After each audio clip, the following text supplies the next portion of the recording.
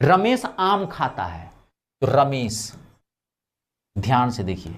रमेश, रमेश क्या है, सिंगुलर की प्लूरल, बताइए क्या है सिंगुलर की प्लूरल, रमेश सिंगुलर है ना, एक आदमी है ना, तो रमेश आम खाता है, तो पहले तो वर्ब रखोगे, सब्जेक्ट, ये हो गया आपका सब्जेक्ट, अब क्या रखोगे यहाँ पे, वर्ब, सब्जेक्ट प्लस वर्ब, तो वर्ब, वर्ब कैसे रखोगे सिंगुलर में, तो खाना, ईट, रमेश आम खाता है तो ईट मतलब खाना, तो अगर आप यहाँ पे ईट रखोगे तो क्या हो जाएगा, गलत हो जाएगा।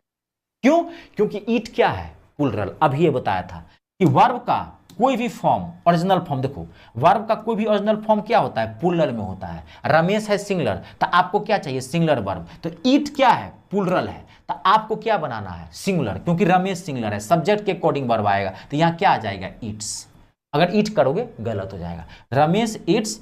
आम खाता है, तो एक आम खाता है तो मैंगो कह दो, और मैंगो, एक से ज्यादा आम खाता है तो मैंगोज कर दो।